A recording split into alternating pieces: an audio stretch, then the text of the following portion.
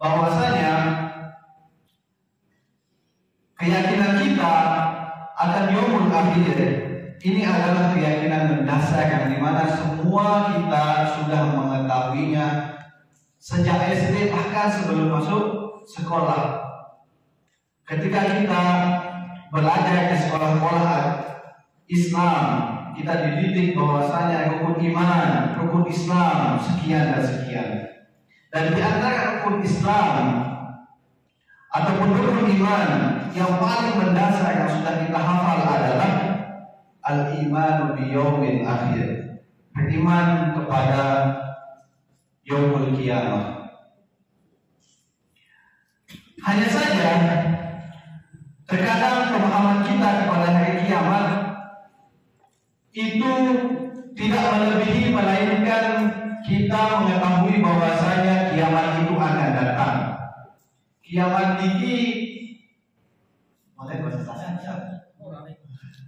Kiamat ini senantiasa datang kepada setiap jiwa. Kiamat ini sebagaimana yang disebutkan oleh Nabi Muhammad SAW, kullu nafsin dha'iqatul maut. Kiamat ini ada kiamat kecil dan ada kiamat besar, sebagaimana la yakhfa 'ala syarafi qulubikum. Yang dinamakan dengan kiamat kecil adalah kematian, dan setiap jiwa pasti akan merasakan yang namanya kematian tersebut. Sebagaimana Allah Azza wa Jalla, kullu nafsin dha'iqatul maut wa likulli ummatin ajal, fa idza jaa ajaluhum la yastakhiruna sa'atan wa la yastaqdimun. Kemudian akan terjadi sebuah peristiwa yang dimana dia biasa disebut dengan kiamat kubra. Apa itu kiamat kubra? Dan bagaimana iman kita kepada hari akhir ini, dan insya Allah ini akan menjadi pokok pembahasan kita, yang dimana ulama sebutkan bahwasanya al-imanu bil yaumil akhir wal imanu bi kulli ma akhbara Allah bihi fi kitabih wa akhbara Rasul sallallahu alaihi wasallam mimma yakunu ba'da al-maut min fitnatil qabri wa na'imihi wa 'adzabihi. Yang disebut dengan beriman kepada hari akhir ini adalah kita meyakini semua yang datang, yang diberitakan oleh Allah Jalla wa'ala di dalam ayat-ayatnya. Dan begitu pula kita meyakini apa yang senantiasa Nabi SAW kabarkan kepada kita terhadap apa yang terjadi setelah kematian, baik itu nikmat yang akan didapatkan maupun azab yang akan diraih. Wa iyadu billah.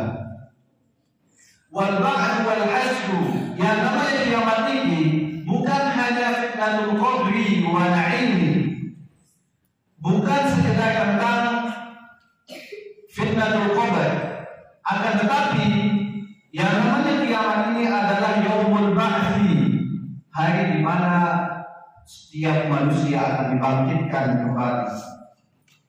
Manusia yang hidup di zaman Nabi Adam alaihi salam, di zaman Nabi Nuh, di zaman nabi-nabi sebelumnya dan rasul-rasul sebelumnya akan dibangkitkan serta oleh Allah Jalla wa Ala.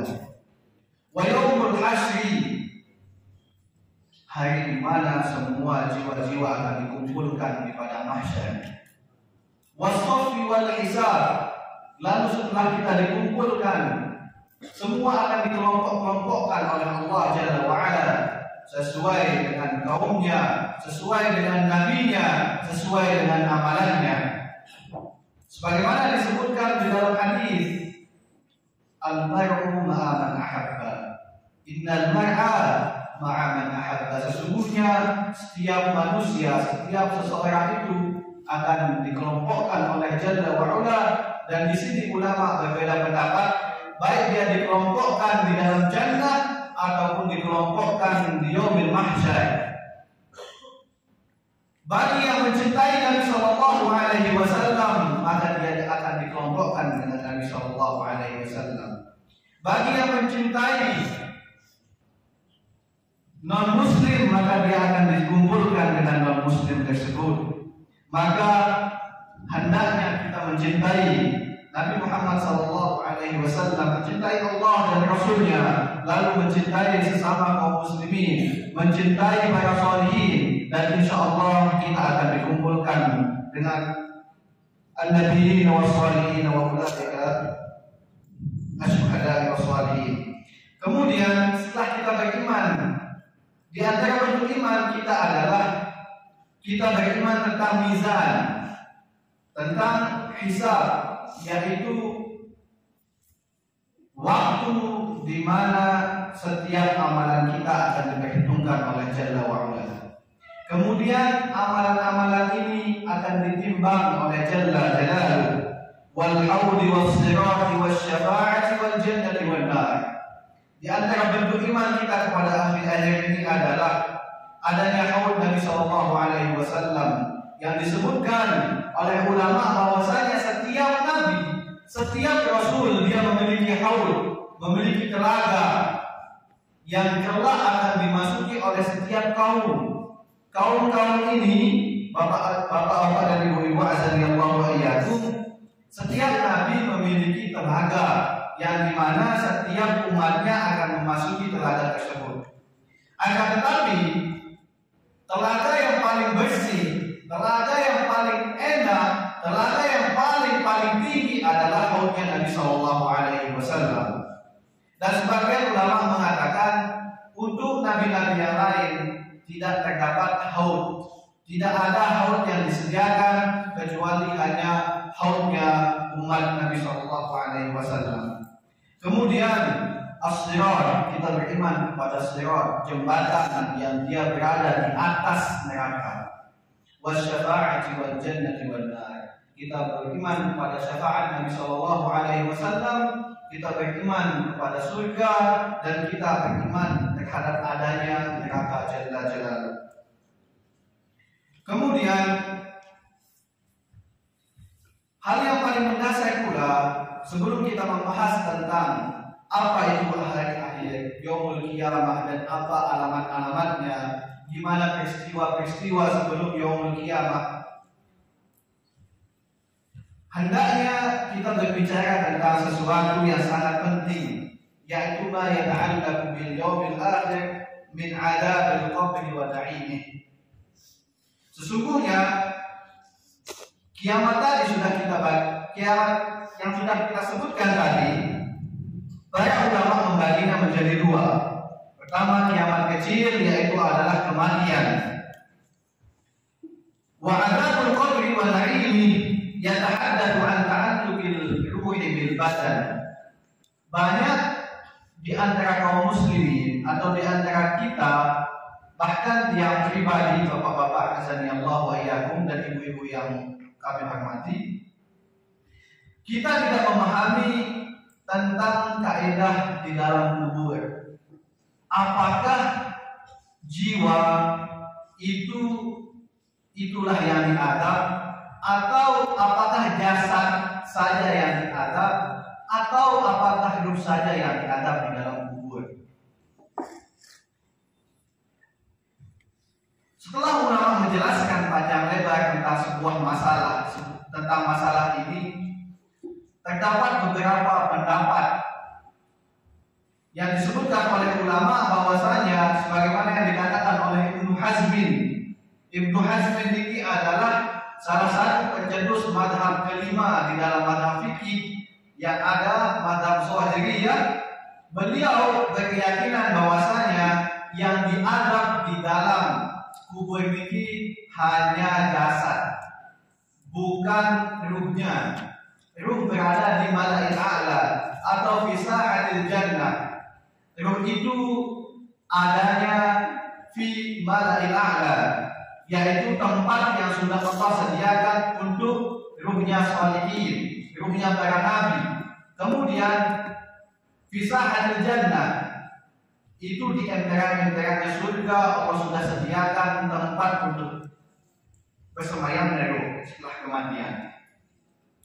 Lalu Ibnu Hazm mengatakan, beliau mengatakan bahwasanya yang diadab di dalam kubur ini hanya jasad, bapak-bapak. Hanya jasad yang diadab, ruhnya tidak diadab. Makanya ketika disebutkan oleh salah satu ustaz bahwasanya ada seorang mukmin, beliau adalah pegawai bank. Beliau niki sepanjang hidupnya senantiasa bersedekah. Tidak ada hari tanpa sedekah. Dan beliau setiap tahun bolak-balik Makkah dan Madinah untuk melaksanakan umrah. Akan tetapi di akhir hayatnya beliau meninggal. Dan ketika beliau meninggal ini, setelah disemayamkan, setelah dimasukkan ke liang lahatnya, kemudian keluarganya berjalan pulang, terdengar suara yang sangat-sangat besar. Kemudian para keluarga ini takut. Apa yang terjadi dengan kubur bapak ini? Sehingga keluarga ini mau tidak mau membuka atau menggali kuburnya dan menemukan bahwasanya jasad dari orang tersebut sudah gosong, sudah hitam legam, padahal kehidupannya senantiasa dalam ibadah, kehidupannya senantiasa dilakukan, kehidupannya senantiasa taat kepada Allah Jalla wa'ala. Akan tetapi Allah azab dia dengan azaban yang sangat pedih. Na'udzubillah min dzalik. Di sini Ibnu Hazm mengatakan yang diazab adalah jasad saja. Dan ulama Ahlussunnah wal Jamaah, Mu'taqidun wa Mujmi'un, dan ulama yang lainnya sepakat bahwasanya yang diazab ini di dalam kubur bukan hanya jasad, melainkan jasad dan ruh. Jadi ruh ini akan kembali kepada jasad kita pertama saat di dalam janin. Itu ruh kita bersama jasad akan kumpul. Kemudian yang kedua, ketika manusia dilahirkan ke atas muka bumi ini, maka di situ ruh kita dan jasad kita akan menyatu. Kemudian yang ketiga, fi halatin naum falaha ta'alluqun min wajhin wa wajhun. Dan ketika tidur, jiwa itu senantiasa akan menyatu dengan tubuh di kala tidur. Sebagaimana disebutkan bahwasanya wal mautu shaghir wa huwa 'inda naum, dan kematian kecil adalah ketika kita tidur. Sebagaimana yang disebutkan Jalla wa'ala, Allahu yatawaffal anfusa hina mautiha wallati lam tamut fi manamiha. Sesungguhnya Allah Jalla wa'ala yang mematikan setiap jiwa, yatawaffal anfusa hina mautiha, yang mencabut jiwa itu adalah perintah Allah Jalla wa'ala saat kematiannya. Wallati lam tamut fi manamiha. Dan begitu pula bagi jiwa yang dia belum meninggal tetapi Allah cabut ruhnya. Maka benar yang dikatakan oleh ustaz-ustaz, tuan guru zaman lain ini, ibu-ibu, bapak-bapak, azanillah wa iyyakum, bahwasanya ketika kita tidur kita seakan-akan meninggal. Karena memang jiwa kita diangkat, ruh kita diambil oleh Allah Azza wa Jalla. Akan tetapi jiwa-jiwa ini, jiwa-jiwa yang dia berhak untuk hidup akan dikembalikan kembali kepada badannya. Dan jiwa-jiwa yang sudah meninggal Allah akan menahannya, tidak akan kembali kepada jiwa-jiwanya, tidak akan kembali kepada jasad-jasadnya. Sebagaimana disebutkan tadi, Allah yatawaffal anfusa hina mautiha wallati lam tamut fi manamiha fayumsiku allati qada 'alaiha al-maut wa yursilu al-ukhra ila ajalin musamma. Allah Jalla Jalaluhu menahan jiwa-jiwa yang sudah meninggal itu untuk balik ke jasadnya, dan mengirim kembali jiwa-jiwa yang masih hidup kepada jasad-jasad yang masih hidup sampai waktu yang sudah ditentukan. Kemudian waktu di mana jiwa dan ruh ini menyatu adalah ruh dan jasad ini menyatu adalah ketika di alam barzakh. Nah, ini yang kita sebutkan tadi, bahwasanya jiwa niki meskipun dia sudah meninggal, dia akan dikembalikan ke dalam jasadnya di alam barzakh, dan itu inda su'alil malakain, dan itu terjadi di saat pertanyaan dua malaikat munkar wa nakir. Setelah niki, ruh akan dikembalikan kepada tempatnya dan jasad akan bersemayam tetap di dalam kuburnya. Kemudian ta'alluq yang kelima adalah ta'alluquha biha yaumul ba'tsi wal hisab, dan menyatunya ruh dengan jasad yang kelima adalah di saat kita akan dibangkitkan, dan ini adalah waktu terpanjang ruh niki, jiwa niki akan bersama dengan jasadnya yaumul ba'tsi, sampai imma ayyadkhulal jannah wa imma ayyadkhula ilan nar wa na'udzu billahi min dzalik, sampai ketika dia siapa saja yang dikehendaki masuk surga, dia akan menikmati surga itu dengan jiwa dan raganya, dan barang siapa yang Allah berikan azab wa iyadzu billah masuk ke dalam neraka, maka dia akan merasakan azab itu baik jasadnya dan ruhnya.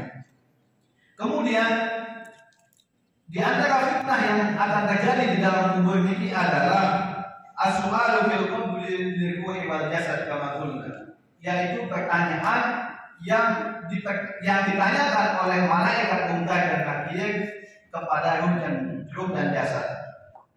Dan pertanyaan ini bisa kita jawab hasab a'malikum fid dunya, sesuai dengan amalan-amalan kita di dunia. Tidak terpaku kepada apakah Anda bisa bahasa Arab atau tidak. Tidak terpaku kepada apakah Anda sudah hafal kisi-kisi masuk neraka, masuk kubur atau tidak. Ketika malaikat munkar wa nakir bertanya, man rabbuka wa man nabiyyuka wa ma dinuka wa ma qiblatuka, sebagian kita sudah paham, sudah hafal tentang pertanyaan-pertanyaan ini. Lantas apakah kita bisa menjawab? Lantas apakah serta-merta kita bisa menjawab pertanyaan malaikat munkar wa nakir? Kalla wa alf kalla. Tidak sama sekali. Kemudian di antara perdebatan ulama yang terjadi adalah apakah malaikat munkar nakir ini, bapak-bapak, bertanya hanya khusus kepada umatnya Nabi atau kepada semua umat manusia. Dan itu menjadi mahallul khilaf bainal ulama, dan di situ beberapa ulama berselisih. Yang pertama, ulama mengatakan bahwasanya pertanyaan ini khusus untuk kaumnya Muhammad SAW, oleh umatnya, khusus kepada umatnya Nabi Muhammad SAW. Kemudian pendapat yang kedua, sebagian ulama mengatakan bahwasanya pertanyaan ini dipertanyakan kepada semua umat, baik dia umatnya Nabi Adam, baik dia umatnya Nabi Nuh, baik dia umatnya Nabi Ibrahim, Nabi Ismail, dan sebagainya. Semua akan ditanya oleh malaikat munkar wa nakir. Kemudian pendapat yang ketiga adalah tawakuf. Tawakuf di sini adalah tidak memilih pendapat yang pertama dan tidak mengambil pendapat yang kedua. Kemudian azab di dalam kubur ini, bapak-bapak dan ibu-ibu dan adik-adik yang kami banggakan, itu dibagi menjadi dua. Ma huwa daimun, ada azab yang Allah Azza wa Jalla berikan kepada jiwa yang dia senantiasa tidak pernah beribadah kepada Allah, dan sifat azab ini adalah daimun, tetap dan berkesinambungan. sebagaimana yang disebutkan oleh Jalla wa Ula untuk jasadnya Fir'aun, anna yu'raduna 'alaiha ghuduwan wa 'ashiyya. Sesungguhnya api neraka itu senantiasa diperlihatkan kepada jasadnya Fir'aun ghuduwan wa 'ashiyya, baik di waktu pagi dan di waktu malam. Kemudian jenis azab yang kedua adalah annahu muddatun tsumma yanqati'. Azab yang kedua ini adalah dia mendapatkan azab hanya sesaat. Kemudian sesaat setelah dia mendapatkan azab ini, dia dibebaskan dari azab tersebut. Hasaba a'malihi fid dunya wa hasaba fujurihi fid dunya. Tergantung gimana amalannya di dunia. Kalau banyak amalan kesolihannya di dunia ini, maka insya Allah dia akan dijauhkan dari azab. Akan tetapi jika dia balance setengah-setengah, azabnya, kemaksiatannya setengah, amal solehnya setengah, bisa saja Allah Jalla wa'ala menghadapnya, memberikan dia nikmat setengah dan memberikan dia azab setengah pula. Kemudian di antara bentuk iman ke yaumul akhir adalah al-iman bil ma'ad, beriman kepada waktu di mana jiwa ini akan kembali ke dalam jasadnya. Sebagaimana yang kita sebutkan tadi, bahwasanya bersatunya jiwa dengan jasad yang kelima adalah fi yaumil ba'thi, yaumul ma'ad, hari kembalinya jiwa, baliknya jiwa ke jasad-jasad manusia. Kalau kaum muslimin senantiasa meyakini yaumul ma'ad, maka terdapat sekelompok manusia yang dia tidak percaya dengan ma'ad. Ada sekelompok manusia yang dia tidak meyakini bahwasanya ada hari kebangkitan.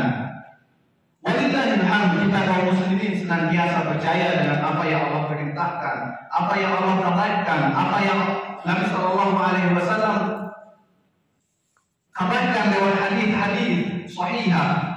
Akan tetapi sebagian manusia, sebagian falasifah, filsuf Yunani, kemudian zaman-zaman jahiliyah tidak mempercayai yaumul ma'ad, tidak meyakini kembalinya kita dibangkitkan kelak oleh Allah Jalla wa'ala. Dan di zaman ini banyak pula yang dia tidak mempercayai bahwasanya kita itu akan dihidupkan kembali oleh Allah Jalla wa'ala. Dan dalil-dalil yang berbicara tentang kita akan dihidupkan, kita akan dihisab, kita akan mendapatkan mizan, itu sangat-sangatlah banyak. Sebagaimana disebutkan oleh Jalla wa'ala, qala Allah azza wa jalla, qala bitu ba'dukum li ba'din adu wa lakum fil ardi mustaqarrun wa mata'un ila hin qala fiha tahyawun wa fiha tamut qala fiha tahyawun wa fiha tamut wa minha tukhrajun. Jalla wa'ala mengatakan, berfirman, qala fiha tahyawun, disitulah kalian akan hidup, wa fiha tamutun, dan disitulah kalian akan meninggal pula, wa minha tukhrajun, dan disitulah kalian akan dibangkitkan lagi. Wa qala iblis al-la'in rabbi fa'anzirni ila yaumi yub'atsun. Ya Allah, ketika iblis diturunkan dari surga ya Allah Jalla wa'ala, iblis mengatakan rabbi anzirni ila yaumi yub'atsun. Ya Allah, berikanlah saya tenggang waktu sampai hari kiamat. Dan Allah Jalla wa'ala berfirman, innaka minal rabbi'in madiyakun rabbi fa'anzirni ila yaumi yub'atsun qala innaka minal munzirin qala fabima aghwaytani la'aqudanna lahum siratal mustaqim. Kemudian Nabi Nuh alaihi salam, ketika Nabi Nuh menyeru kaumnya, wallahu ambatakum minal ardi nabata thumma yu'idukum fiha wa yukhrijukum ikhraja. Dan banyak ayat yang berbicara, yang membahas tentang bahwasanya setiap ruh dan jiwa ini akan senantiasa dibangkitkan oleh Jalla wa'ala. Kemudian untuk mempersingkat waktu niki, hal yang paling penting adalah kita beriman kepada yaumul ardi wa yaumul hisab. Kita beriman tentang waktu di mana amalan-amalan kita akan ditampakkan. Kemudian setelah amalan-amalan ini akan ditampakkan, kita beriman tentang di mana waktu setiap amalan-amalan itu akan dihitung. Wa uridu ala rabbika saffan laqad jittumuna kama khalaqnakum awwala marrah. Dan Allah Jalla wa Ala menyebutkan di dalam ayat yang lain, wa wudi'al kitabu fataral mujrimina mushfiqina mimma fihi wa yaqulun ya waylatana ma li hadzal kitabi la yughadiru saghiratan wa la kabiratan illa ahsaha. Wa qala an-nabiy sallallahu alaihi wasallam yuradun nasa yaumal qiyamati thalathu ardad. Kelak Nabi sallallahu alaihi wasallam bersabda, kelak di hari kiamat ini setiap manusia akan diperlihatkan 3 pandangan, akan diperlihatkan 3 penglihatan. Yang pertama ini adalah ardaqani jidalun wa ma'adir. Yang pertama adalah jidal, yang dimana kita ditampakkan amalan kita, tetapi kita bisa bermunakosah, kita bisa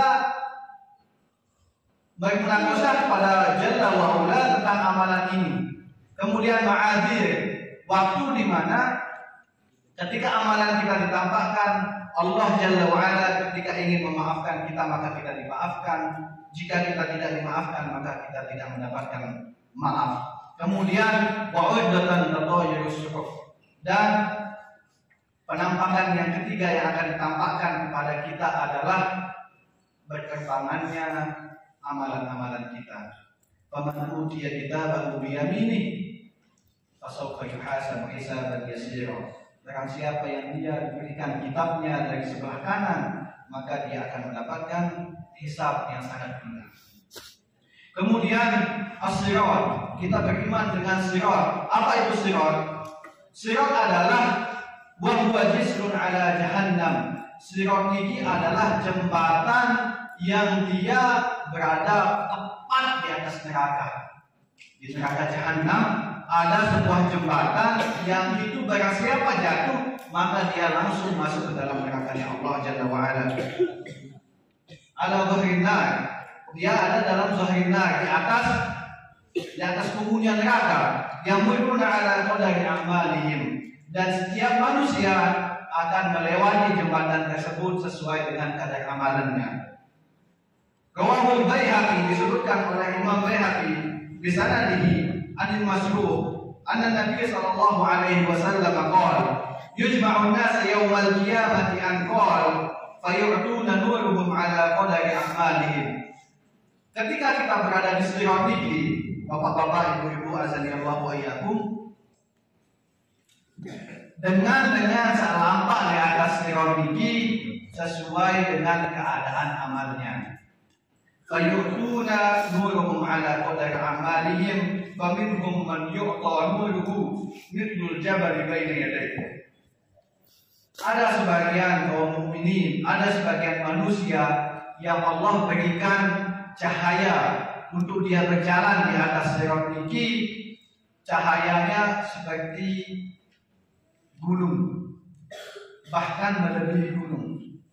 Ada yang lebih kecil, wa minhum may yuqaluhu fawqa dhalik, dan sebagian dari mereka mendapatkan cahaya yang melebihi gunung tersebut. Wa minhum may yuqa mithlan nakhlah biyamini, dan sebagian lagi ada yang dia mendapatkan cahaya lebih kecil, seumpama dengan pohon kurma, tidak seperti dengan gunung. Wa minhum may yuqa nuruhu biduna dzalika biyamini, bahkan ada yang lebih kecil lagi, hatta yakunu akhiru dzalika man yu'ta nuruhu ala ibhami qadami, bahkan sampai yang paling kecil adalah dia yang mendapatkan cahaya marak belik jempol gigi, ibu-ibu, jempol tangan, ibhami. ibhami qadam. Nah, ibhami qadam ini apa? Mendapatkan cahaya naik balik jempol kakinya. Yudi umarokan wayat fakuna umarokan. Jadi cahaya di kakinya niki mereka balik jempol naik ke menyala. Jempol lain mungkin jempol lain mungkin dia menyala sesaat kemudian mati sesaat, tidak menyala setiap waktu. Dan di saat jempol kaki niki cahaya yang besarnya seperti jempol kaki niki menyala, disitulah dia jalan. Lamun mati mentelah dia pikir patang salah meleset itu lalu dembani mikir ida adoa kodama lamun nyalis kedi lampak nih malik lamun mati malik tahan malik mone nih sampai kola fayamuruna wa yamuruna ala sirat. Di saat beliau jalan niki, di saat manusia yang dia mendapatkan cahaya sebesar jempol kakinya niki, ada di sampingnya yang dia jalan seperti kilat, ada yang seperti jet, ada yang seperti kuda, tapi dia hanya berjalan mengandalkan cahaya yang seperti itu. Nasallallahu taufiq wasalam. Wasirat ka'abis sayfi dahdun wa mazillatun. Dan sirat ini bukan seperti jembatan yang kita bayangkan, bukan seperti jembatan Suramadu sebeli baru terlambat nih dari mobil. Lalu sirat ini ka'abis sayfi seperti tajamnya pedang. La ilaha illallah. Dahdun wa mazillatun. Dia tajam terus dia licin. Salah sekali kita meleset sini, dari sini, maka nasallallahu alaihi wasallam. Kemudian waktu 5 menit lagi makin bahasa kata. Kita baru berbicara tentang peristiwa-peristiwa sebelum yaumul akhir. Hanya saja waktu sudah mendekati al-intihas, sudah ingin habis, dan insya Allah kita akan lanjutkan pembahasan ini pada pertemuan selanjutnya. Berarti Bapak-bapak, Ibu-ibu, insya Allah kalau ada kesempatan kita akan lanjutkan kembali, dan insya Allah ini adalah bentuk taswir, bentuk kita membuat ibu-ibu niki lamun bahasa filmnya bersambung, berindu, bersambung dulu, lemak makin datang manik, tamu datang mungkin mau nikah. Tema peristiwa insya Allah di lain kesempatan kita akan berbicara atau membahas tentang peristiwa-peristiwa sebelum yaumul kiamah. Peristiwa baik dari turunnya Dajjal, kemudian Ya'juj wa Ma'juj, kemudian turunnya Nabi Isa alaihissalam, lalu cukup sampai ini. Nanti ibu-ibu merasa penasaran insya Allah, dan kita akan lanjutkan pada pertemuan berikutnya. Jika ada pertanyaan kita kembalikan kepada Ustaz Muhammad. Hadza ma'dzur lakum astaghfirukum min wajadtum atadrikum min wajadtum minni ayyu khati'ah. Yang meminta maaf jika bapak-bapak, ibu-ibu, adik-adik mendapatkan sesuatu perkataan yang tidak boleh, tidak selayaknya untuk kita ucapkan. Wa hadza minni wa minasyaiton, dan itu dari yang pribadi dan dari syaitan. Wa in wajadtum al-hasanat fa innahu min Allah jalla wa ala. Kalau ibu-ibu mendapatkan perkataan yang baik, maka itu datangnya dari Allah jalla wa ala. Aku qawli hadza wa astaghfirullah li wa lakum. Assalamualaikum warahmatullahi wabarakatuh. Waalaikumsalam warahmatullahi wabarakatuh. Dan rindu itu perlu diatur volumenya. Insyaallah taala kita akan lanjutkan pada sesi-sesi berikutnya. Dan alhamdulillah sudah banyak tadi yang kita dengar dari Ustaz kita, Ustaz Faiz Aziz. Beliau ini adalah insyaallah Ustaz Mu'allimin. Beliau pengajar Mu'allimin. beliau sudah siap mengajar di sekolah dan untuk kitab di sore harinya insya Allah. Maka kita sekaligus perkenalkan beliau ke jamaah. Alhamdulillah penyampaian yang sangat menarik, menggugah. Ya, semoga iman kita semakin tinggi dan menyala sehingga kita mempersiapkan seluruh apa yang kita perbuatkan, yang kita lakukan di dunia ini kita dapatkan di hadapan Allah Subhanahu wa taala. Sebagaimana firman-Nya, "Faman ya'mal mithqala dzarratin khairan yarah, wa man ya'mal mithqala dzarratin syarran yarah." Baik, tentu saja dari pemaparan tadi dari awal sampai apa tadi ya, di sirat jembatan. Tentu insya Allah ada pertanyaan-pertanyaan karena ini berhubungan dengan masalah yang gaib. Maka kita buka sesi pertama, mungkin 3 penanya, bapak-bapak dulu 1, ibu-ibu 1, ada santri. Oh, Pak dulu spesial. Silakan Haji. Terima kasih. Assalamualaikum warahmatullahi wabarakatuh. Allahu Akbar. Allahu Akbar. Semangat pada manusia mudah-mudahan melewati sirat yang kilat seperti kilat.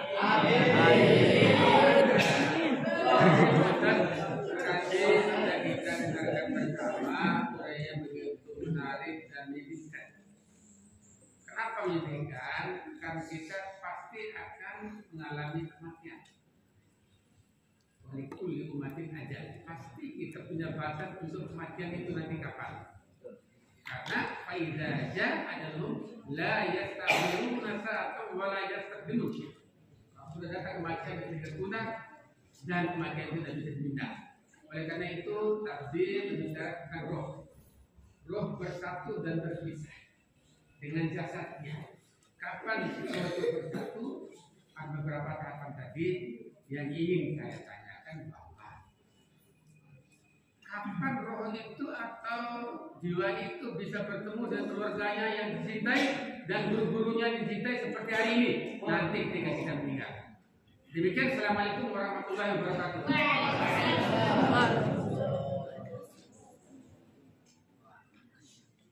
Ibu-ibu tidak ada? Ibu-ibu dulu 1, Bunda Muslimah.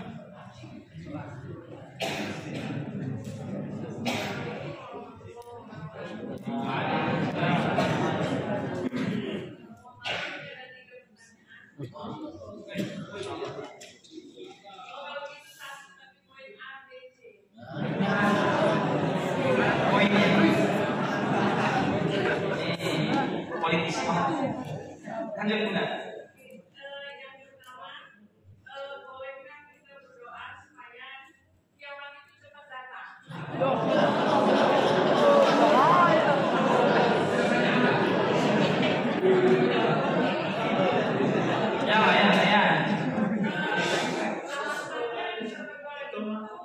Karena begitu takut dengan keadaan yang saat ini yang membuat iman kita itu Stres.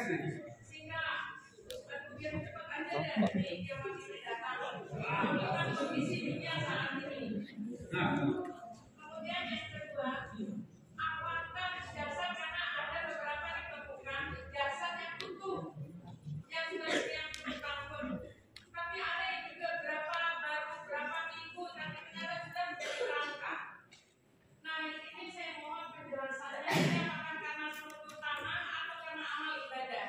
Karena saya takut, saya ini termasuk yang takut jasad saya ini hilang dari istilahnya saya hanya tinggal rangka gitu. Saya punya utuh. Itu bagus. Formalin.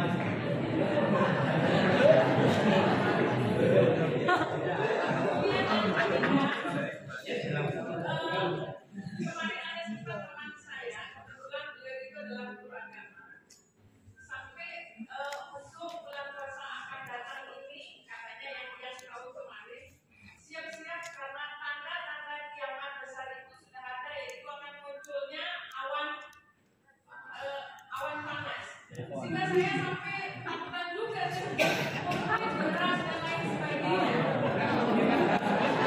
Susah lagi.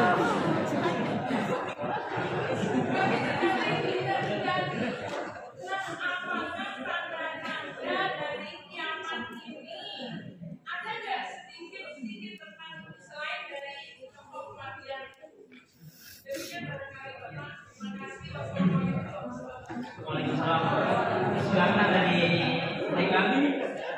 Assalamualaikum warahmatullahi wabarakatuh. Dikatakan bahwasanya tatkala kita meninggal, kita diangkat oleh Allah Subhanahu wa taala dan bahkan disatukan kembali tatkala hari kebangkitan. Lantas mengapa yang diazab di dalam kubur itu jasad bersama dengan ruh kita? Nah, yang kedua, anak pernah mendengar bahwasannya batas umur dunia ini hanya 1500 Hijriah. Apakah perkataan itu benar adanya atau tidak? Ya, wassalamualaikum warahmatullahi wabarakatuh. Waalaikumsalam warahmatullahi wabarakatuh. Alhamdulillah, 3 pertanyaan ini kita cukupkan dulu di sesi pertama ini. Ini juga sangat pertanyaan yang tidak mudah. Mari kita kembali ke Ustaz Aziz. Baik. Pertanyaan pertama. Bersatu, kapan dia bisa bersatu dengan keluarga? Baik. Allah Jalla wa'ala berfirman, Allah yatawaffal anfusa hina mautiha wallati lam tamut fi manamiha fayumsikul ukhra ila ajalin musamma Allah Jalla wa'ala Allah yatawaffal anfusa hina mautiha wallati lam tamut. Jadinya yang pahami dari pertanyaan Bapak Haji bahwasanya kapan ruh Niki bisa bersama dengan orang yang dicintai? Apakah di dunia Niki maksudnya apa? Setelah meninggal. Baik. Adapun untuk yang di dunia, yang pertama yang bahas adalah ketika lamun dengan mimpi berdaya kanca bapak saat sampun meninggal, maka betul ruhnya bertemu. Ini pertama. Misalkan atau dia bermimpi bertemu dengan Ustaz dia yang dulu, maka ini adalah ruh kita betul-betul bertemu. Dalilnya apa? Dalilnya ini. Allahu yatawaffal anfusa hina mautiha wallati lam tamut fi manamiha. Fayumsikul lati qada 'alaiha al-maut wa yursilul ukhra ila ajalin musamma. Dan Allah Azza wa Jalla memberikan kesempatan ketika di dunia ruh yang sudah meninggal kanggo berdaya kanca ruh masih hidup. Yang kalau berdaya kanca bapak tua, berdaya kanca Nabi Sallallahu Alaihi Wasallam, bahkan di dalam mimpi kita bisa bertemu dengan Nabi Sallallahu Alaihi Wasallam. Wa kana Nabi Sallallahu Alaihi Wasallam la yumathilu syaitan. Man ra'ani fil manami faqad ra'ani fil yaqdah, kata Nabi sallallahu alaihi wasallam. Bahwasanya kita juga kita atau kita bisa bermimpi bertemu Nabi sallallahu alaihi wasallam. Jangankan ustaz, jangankan paman kita, jangankan keluarga kita, bertemu Nabi pun bisa kita di dalam mimpi. Hanya saja kita perlu melihat-lihat. Jangan sampai ketika kita melihat cahaya di mimpi kita, oh ini ke Nabi Muhammad SAW, cahaya doang. Sang-sang dengan sentex itu di mimpi kita. Soalnya mata di rumah. Pas mata kita yang kena, oh iya Nabi ini suaranya mata. Apalagi kalau kita bermimpi kemudian ada syariat jadi. Ada syariat baru surutnya ke Nabi Sallallahu Alaihi Wasallam. Ida harus ketika mulai lain pada isya sampai subuh, benar. Dia kamu tidur, masalah misalkan itu syariat yang dikasih oleh mimpi-mimpi. Maka ketahui itu bukan bertemu Nabi. Lalu kita menghayal. Kemudian ketika telah di akhirat, kapan kita bisa bertemu dengan orang yang kita cintai? Kita bisa bertemu dengan orang yang kita cintai, baik dia pertama pada masyar, kita akan dikumpulkan dengan orang-orang yang kita cintai. Yang kedua, jika kita sudah memasuki jannah, kita akan dikelompokkan sesuai dengan siapa yang kita cintai. Kalau kita cinta yang tadi dia sebutkan, kalau kita cinta para sholihin, kalau ibu-ibu cinta para sholihat, maka Allah akan gabungkan kita dengannya. Sebagaimana ketika penghuni surga menengok ke dalam neraka dan mengatakan, ya Allah, innahu zamili, sesungguhnya dia itu adalah temanku. Maka bebaskanlah dia dari api neraka. Kemudian dibebaskan dia, dan yang sudah masuk neraka ini kaget. Ya Allah, dia sampun tak azab. Lalu maka dia mendapatkan nikmat masuk surga ini. Penyebabnya adalah dia mendapatkan syafaat dari temannya. Sebagaimana syafaat yang didapatkan oleh keluarga orang yang mati syahid. Banyak lagi. Maka dari sini bisa kita simpulkan bahwasanya kita bisa bersama dengan orang yang kita cintai. Itu pertama daripada masa kita bersama doa. Lalu lamun pas tadi Bapak sekit-sekit niki kita kumpul doa. Lalu pas tadi sekit-sekit kita tidak peduli, bahkan disebutkan di dalam hadis ketika yaumul mahsyar ini semua kita tidak ada yang pakai busana. Kemudian Aisyah radhiyallahu taala anha bertanya, "Ya Rasulullah, gimana kita tidak pakai busana?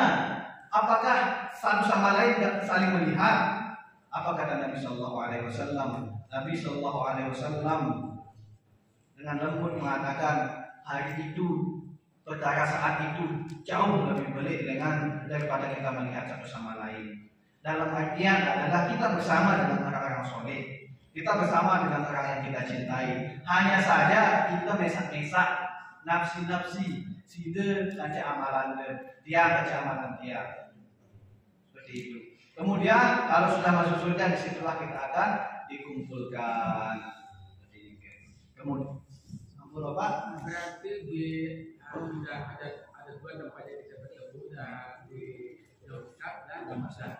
Dalam barzah berarti tidak ketemu. Enggak, di alam barzah tidak ketemu niki. Di alam barzah tidak dikumpulkan karena setiap jasad niki dia sedang menikmati apa yang diberikan oleh Allah, jika itu adalah kenikmatan. Lamun yang diberikan adalah sebuah azab, maka dia sedang tersiksa dengan azabnya. Seperti ini. Makanya bertawasul kepada orang yang meninggal itu tidak diperbolehkan. Karena dengan yang sudah meninggal ini, imma dia menikmati kenikmatannya atau imma dia sedang tersakiti dengan azabnya. Berumbe sida datang apa sida tunas endeng bahasa ampun bapak ibu tunas endeng bahasa ketika kita bawa ke dah asmaul ke peduli sida kita dalam keadaan senang-senang atau yang tersiksa yang baik tersiksa sida melengin yang berubah di ada bahasa kan. Jadi di dalam alam kubur ini sendiri-sendiri. Kemudian sampun Bapak boleh kita berdoa agar kiamat cepat datang. La ilaha illallah. Mereka kita berdoa supaya kiamat cepat datang. Allah Jalla wa Ala telah berfirman, "Iqtarabat as-sa'at wa jaqqal qamar." Sesungguhnya hari kiamat itu sudah dekat. Sebelum ibu berdoa, kiamat itu dekat itu. Sebelum kita berdoa, kiamat ini sudah dekat. Bahkan tanda dekatnya kiamat adalah diutusnya Nabi terakhir. Sudah dekat banget. Apalagi kita ini 1400 tahun yang lalu dengan zaman Nabi SAW, saking dekatnya lagi. Kemudian Abu Temalik yang lebih dekat, nih depan beli,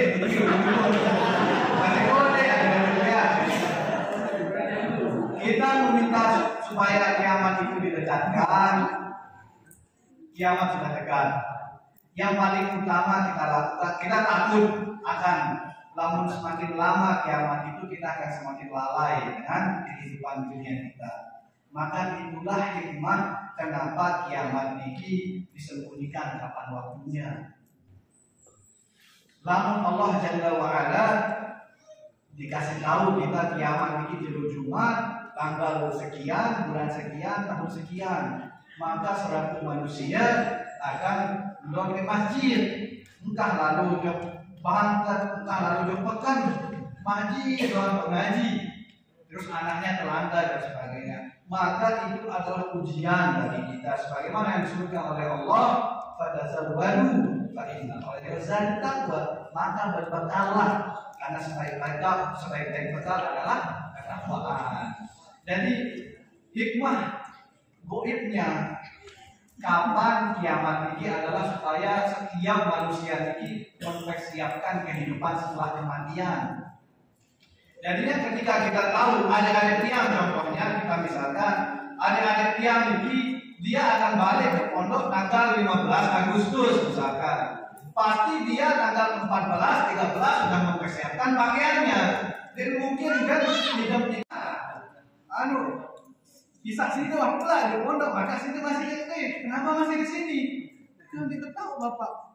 Seperti itulah kematian. Seperti itulah yaumul qiyamah juga. Ada satu yang sudah siap, ada yang satu lalai dengan dunianya. Dan ibu-ibu, insya Allah tenang, karena yang akan mendapatkan yaumul akhir ini adalah seluruh manusia.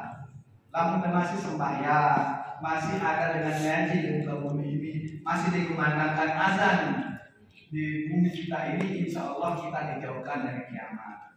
Dan ini sekaligus menjawab pertanyaan Haikal yang dia bertanya, dia telah mendengar bahwasanya tahun itu tidak lewat di 1500 Hijriah. Tahun Hijriah itu tidak lewat 1500 Hijriah. Betul memang disebutkan di dalam hadis, lalu tidak bisa dijadikan patokan. Allah Azza wa Jalla dalam memilih jemaah minggu besok ini kiamat gampang. Sebagaimana Allah Azza wa Jalla menghidupkan manusia tanpa ayah dan ibu. Sebagaimana Allah Jalla wa Ala mendatangkan manusia tanpa ayah, Malik Nabi Isa. Sebagaimana Allah Jalla wa Ala menurunkan Nabi Isa dengan langit, menjalankan Nabi Muhammad SAW ke Sidratul Muntaha gampang, menciptakan langit dan bumi tanpa tiang. Allah Jalla wa Ala ingin menjadikan kiamat besok pagi gampang, sangat-sangat mudah. Maka itu adalah cobaan bagi kita. Cobaan bagi kita. Betul hal itu, tetapi tidak menjadi patokan. Dan itu sekaligus juga menjawab pertanyaan ibu-ibu ini yang mengatakan persiapan tak bisa. Dasar awal Kematian. Kematian. Oh, minta kematian. Atau pertanyaannya ibu Niki yang dasarnya itu dalam mempersiapkan membeli ini, membeli itu. Tadi yang dengar awan panas. Oh, awan panas. Tentang awan panas. Akan datangnya awan panas. Ya. Yang min alamat disahkan. Dan itu sekali lagi kita bahas bahwasanya kalau kiamat sebelum dikit terbitnya matahari dengan mati itu akan terjadi pada kaum sejahat-jahat kaum. Lalu namun datangnya Dajjal itu bisa terjadi kepada zaman kita, bisa pada zaman setelah kita. Karena disebutkan di dalam hadis juga ada salah satu sahabat berdampar di sebuah pulau, kemudian menemukan dengan diri persis masih Dajjal. Kemudian dengan ini berketua ke dua negeri, bertanya apakah Muhammad itu sudah diutus. Bilangan ketahui Muhammad SAW. Hanya saja kita terlepas dari hadis ini, kita persiapkan diri kita itu. Terlepas dengan awan hitam yang muncul, kemudian Saudi sudah hijau, tiga adalah tanda-tanda yang tidak bisa kita jadikan patokan. Betul memang itu adalah tanda-tanda kecil. Jadi tanda-tanda kecil ini ada tiga. Ada yang sudah terjadi, ada yang sedang terjadi, ada yang akan terjadi. Dan ulama-ulama sepakat dan dia pernah diskusi dengan salah satu dosen dia bahwasanya yang belum terjadi ini adalah Saudi kembali hijau, belum terjadi. Jadi Saudi kembali hijau betul memang Mekah dan Madinah waktu ini hijau. Lalu memang setiap tahun terjadi seperti itu. Setiap tahun terjadi seperti itu karena hujan cukup banyak di Ba'dal Amakin. Bahkan di Riyadh itu sering terjadi. Gunung-gunung yang awalnya tandus sudah mulai hijau. Kemudian dosen dia mengatakan dan beliau ini ahli akidah dan beliau adalah pengisi di Masjid An-Nabawi. Beliau mengatakan itu bukan tanda-tanda yang sudah terjadi. Itu bukan seperti yang diisukan awan hitam akan awan panas akan muncul, kemudian ini dan sebagainya. Jadi yang paling penting adalah persiapkan takwa kita. Betul kita persiapkan minyak kayu karena lampu akan mati katanya. Bahkan dia punya teman, dia cerita ibunya ini sampai jual rumahnya 3 miliar. Jual rumahnya hartanya 3 miliar untuk ada salah satu ustaz mengatakan bahwasanya ciri-ciri kiamat itu sudah sangat-sangat dekat. Pertama, korma di Madinah sudah tidak berbuah, kemudian Saudi sudah hijau, dan itu disambung-sambungkan, cocok logi, dan itu mirip memang. Kemudian ibu yang ikut pengajian ini langsung menjual rumahnya 3 miliar asetnya. Dia beli minyak satu rumah, minyak goreng itu sebalik, kayu dibeli karena semua lampu akan mati. Kayu dibeli, kemudian beras dia kumpulkan, sampai diluniki nikmat kiamat. Sampai diluniki nikmat kiamat, dan itu sudah terjadi 7 tahun atau 10 tahun yang lalu. Sudah 3 miliar, sampun hangus, udah tak punya apa-apa lagi. Maka yang paling penting tentang kiamat ini adalah kita mempersiapkan diri, bukan mempersiapkan bekal kita. Karena ketika Dajjal datang, wa'iyadzubillah, tangan kanannya Dajjal yang dilihat oleh sebagian kaum muslimin itu adalah surga, adalah neraka pada hakikatnya. Kemudian yang kita lihat neraka adalah surga pada hakikatnya. Yang terbedai dengan Dajjal, la qadarullah, lalu lamun terbedai ini ibu-ibu, sila di mana kemana, di menjelur, di kembi-kembi. Gitu ukurannya. Jangan sampai kita takut masalah anak kita makan apa, suami kita, istri kita dan sebagainya. Intinya persiapkan diri. Kalau sudah kita punya takwa, Allah akan mudahkan jalannya dan kita mati dalam keadaan soleh, insyaallah. Kemudian pertanyaan selanjutnya bisa jasad yang utuh adalah bagaimana? Ketika kita menemukan fenomena ada jasad yang utuh, kemudian ada jasad yang lapuk, itu apakah tergantung amalan? Betul tergantung amalan, dan betul juga tergantung faktor tanah. Ada yang dia betul-betul bantu bagus sampun jadi tulang. Ada juga yang dia dulu dengan biasa masih bagus. Dan bagusnya jasad niki, sebagian ulama mengatakan bisa menjadi tanda bahwasanya dia adalah orang yang soleh dan tidak menjadi patokan khusus bahwasanya dia mendapatkan nikmat dari Allah Jalla wa Ala. Lalu sebagian ulama mengatakan bisa menjadi korina. Lalu sebagian lagi mengatakan itu bukan sebagai tanda khusus kalau dia orang soleh. Soalnya lamun temele jasad kita utuh silakan pakai formalin. Silakan dimasukkan ke peti. Dimasukkan ke peti dan begitu pula non-muslim yang dia misalkan mati kemudian dibakar, kemudian atau yang tenggelam atau yang jatuh dari pesawat dan hancur badannya dimakan ikan dan sebagainya, apakah mereka kena azab?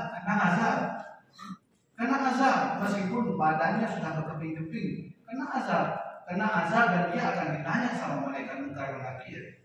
Begitu pula dengan saat dia terkubur, dia ditaruh di peti, baik dia menunggu hasil medis ataupun memang dia tidak ingin dikubur, dia akan mendapatkan pertanyaan. Dan ketika dia di dalam peti ini, bukan tanda bahwasanya dia tidak diazab dan tidak ditanya sama mereka, dia ditanya dan dia diazab juga di situ. Seperti itu. Hanya saja karena dia dalam bentuknya zahir, Allah Jalla wa Ala tidak menampakkan. Tapi ada yang dia beberapa cerita yang dia ketahui meskipun dia di dalam peti, badannya juga kosong, badannya juga hitam, meskipun tidak dimasukkan ke dalam kubur, ke dalam liang lahat seperti ini.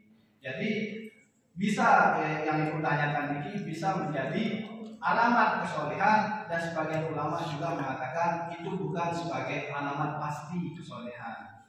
Kalau kita melihat dengan zaman kita ini, sampun ibu-ibu. Kemudian ada pertanyaan.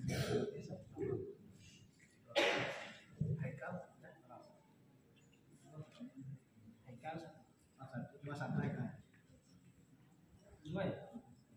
Betul nih? Sampai yang lama? Bahasanya antara kita meninggal, ruh kita diangkat oleh Allah dan bakal disatukan kembali pada hari kebangkitan. Tadi karena atas mengapa yang diazab dalam kubur itu jasad bersamaan dengan tubuh. Baik. Kita akan ruh kita dan jiwa kita akan dikembalikan oleh Allah Azza wa Jalla ketika hari kebangkitan. Kemudian kenapa pas awal-awal dikubur, awal-awal masuk ke liang lahat dan ditinggalkan oleh keluarganya, lantas kenapa yang diadab ini di dalam kubur adalah ruh dan jasad? Yang pertama adalah ini adalah kesepakatan ulama bahwasanya yang kembali yang diadab di dalam kubur ini adalah ruh dan jasad. Ini adalah ijma ulama yang pertama. Kemudian yang kedua, sebagian ulama berijtihad mengambil hikmah kenapa ruh ini dikembalikan ketika diazab di dalam kubur supaya dua-duanya merasakan kenikmatan atau merasakan azab. Seperti itu. Jadi kalau seandainya satu saja dia tidak sempurna, sebagaimana orang yang meninggal tanpa ruh saja dia tidak, kita akan kencak saja dia tidak akan merasakan sakit karena ruhnya nggak ada. Tapi kalau kita gencet orang masih hidup, waliyadzubillah, pasti sakit. Maka yang merasakan sakit ini adalah ruh dan jasad, bukan jasad saja. Jadi ketika dia diazab, maka ruh itu akan kembali ke jasadnya. Seperti itu. Insya Allah.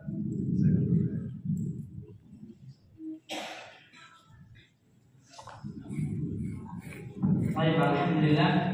Bapak Ibu kita sudah mendengarkan jawaban-jawaban itu dan yang tambah sedikit. Jadi yang disuruh siapkan itu adalah takwa, bukan aqua, bukan korek, tapi amal. Kemudian meminta agar kita cepat mati saja itu tidak boleh. Ya Allah sekarang kan aku meninggal, itu tidak boleh, haram. Apalagi meminta semua orang meninggal. Nah, ini lebih lagi. Tidak boleh. Jadi tidak boleh putus asa, tidak boleh pesimis. Mungkin hari ini generasi kita loyo-loyo, tapi generasi kita yang kita didik ini akan menjadi generasi emas di kemudian hari. Oleh karena itu adanya pondok pesantren dan lembaga pendidikan sebagai bentuk perlawanan kita terhadap kezaliman itu. Nah, kemudian tidak penting untuk kita tahu kapan hari kiamat ini, apakah 1500, apakah tidak penting. Bahkan nanti ketika ditanya, mata sah kapan datang hari kiamat, Nabi mengatakan tidak menjawab waktunya. Nabi mengatakan apa yang sedang kau siapkan. Bahkan ketika Jibril bertanya kepada Rasulullah, Ahmad Nisa, ya Allah, ya Rasulullah, ceritakan kepadaku kapan hari kiamat. Nabi mengatakan, mal mas'ul anha bi'alim sa'i. Yang kau tanya itu tidak lebih tahu daripada antum yang bertanya. Artinya Jibril pun tidak tahu dan Nabi Muhammad pun tidak tahu. Ilmu inda Allah. Masalah hari kiamat itu ilmunya kepada Allah Subhanahu wa taala. Nah ini. Kemudian masalah itu sedikit Allah berfirman, wa yas'aluna 'anil ruh, dan mereka bertanya tentang ruh ini. Ya, maka Allah berfirman khitabnya kepada Rasul, "Qul ruh min amri rabbi." Katakanlah ruh itu perkara Tuhan. Wa ma utitu minal ilmi illa qalil. Dan saya tidak diberitahu tentang ruh itu kecuali sedikit saja. Oleh karena itu perbincangan ruh ini adalah perbincangan ijtihadi. Oleh karena itu kalau masalah azab kubur itu tauhid, pasti kita akan diazab. Pasti kita akan dapat nikmat sesuai dengan amalan kita. Tapi bahwa apakah yang diazab itu ruh atau jasad itu ranahnya ijtihadi. Ijtihad para ulama, sebagian mengatakan ruh dan jasad, sebagian mengatakan ruh, sebagian mengatakan jasad. Ini ijtihad bahwa akan sisa pasti. Tapi apakah yang sisa itu adalah ruh dan jasad? Ini adalah ranahnya ijtihadnya para ulama. Yang pada akhirnya yang penting kita yaitu mempersiapkan diri sebaik-baiknya. Yang terutama yang kita harus hilangkan itu adalah al-zulm, yaitu dosa kezaliman kita terhadap sesama manusia. Karena nanti akan ada satu bagian rentetan hari kiamat di mana kita disuruh untuk mengkonfirmasi apakah ada yang menzalimimu. maka diambil kebaikan-kebaikan kita disimpan kepada orang yang kita zalimi. Belum cukup, dosa-dosa orang yang kita zalimi diambil lalu ditimpakan kepada kita. Nah, alhamdulillah, semoga kajian ini terus kita gelorakan. Semoga iman kita semakin tambah, amal kita semakin banyak, dan ilmu kita juga semakin meningkat. Nah, itu kegiatan tambahan. Ada lagi Bapak Ibu sebelum berakhir? Ada satu terakhir. Oke.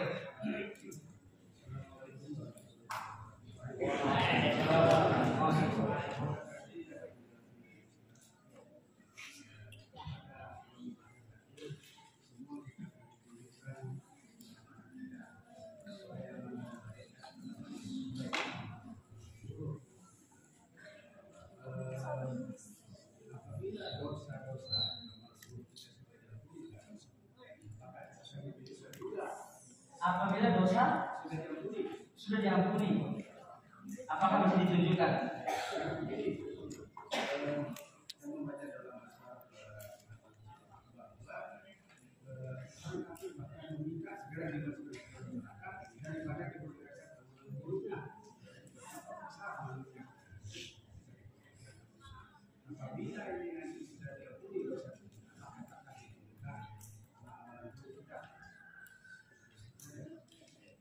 Pertanyaannya, apakah dosa yang telah diampuni masih ditampakkan atau tidak? Jadi, tarik saja.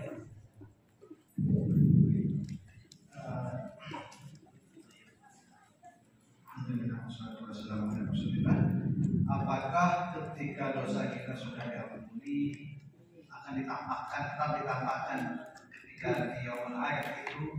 Allah Ta'ala alam, di sini tidak ditampakkan lagi karena dia sudah diampuni. Dan sebagaimana yang disebutkan oleh Ustaz tadi, tersisa negosiasi tentang amalan yang tadi dengan manusia. Misalkan dosa kita, makanya sebaik-baik amalan di muka bumi ini adalah memaafkan ini, memaafkan. Kemudian, apakah ketika kita sudah memaafkan, apakah orang tersebut akan tetap mendapatkan azab? Tentunya tidak, karena kita sudah memaafkannya. Kemudian,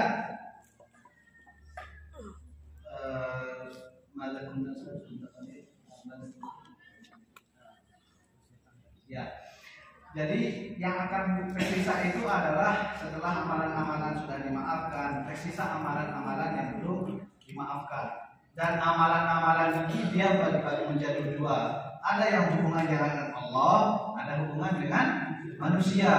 Yang hubungannya dengan Allah sebagaimana disebutkan di dalam hadis, awwalu ma yuqda bihi yaumil qiyamati as-shalah. Ini yata'allaq bihaqqi rabbi.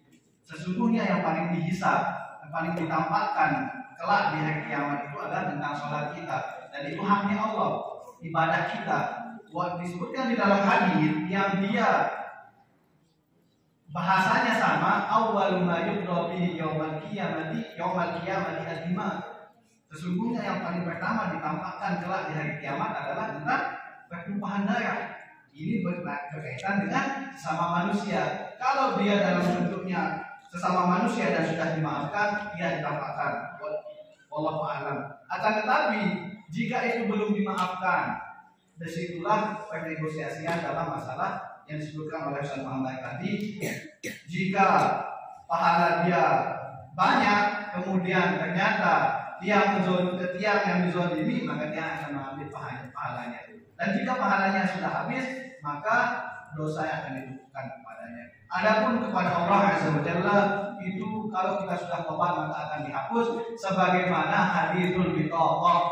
Hadithul bitaqah tetap dinampakkan dalam artian di mizan. Di mizan ditimbang dia amalan kita, lalu mana yang lebih banyak. Sebagaimana hadithul bitaqah, ibu-ibu tahu hadithul bitaqah ini adalah ketika ada seorang laki-laki, kemudian dia sudah pasti masuk neraka.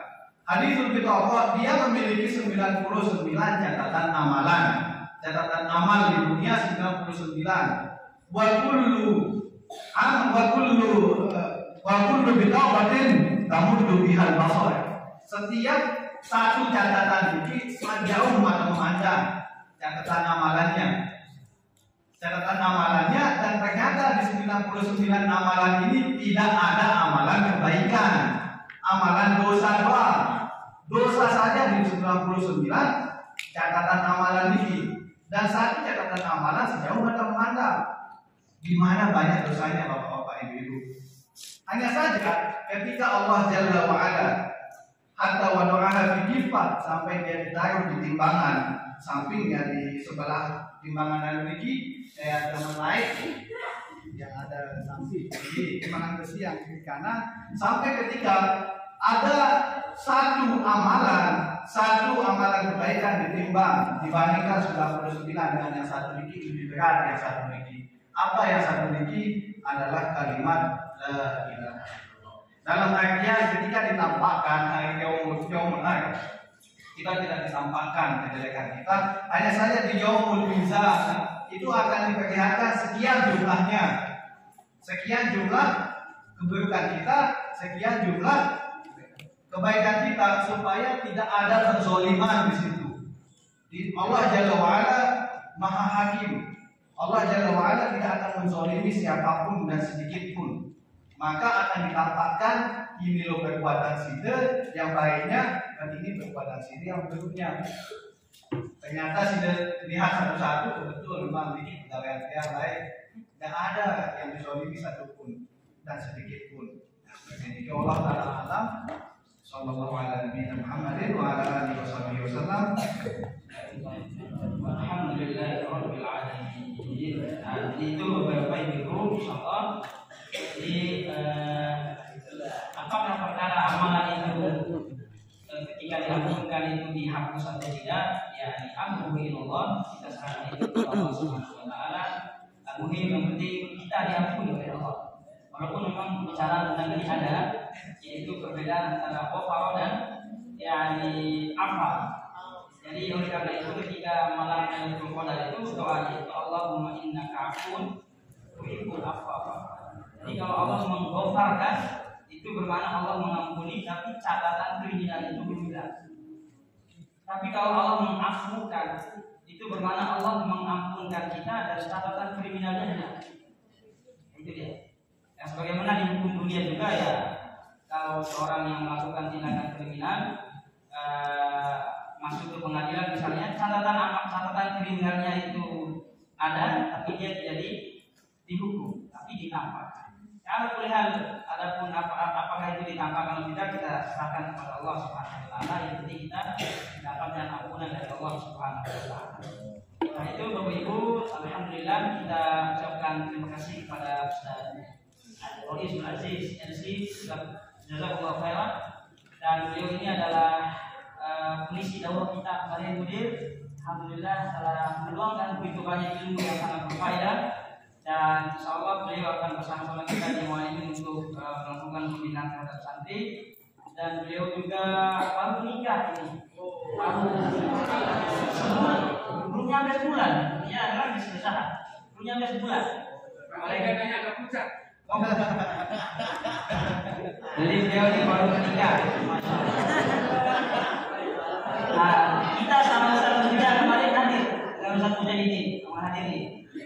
Cuma Ustaz Muda ke sini saat itu.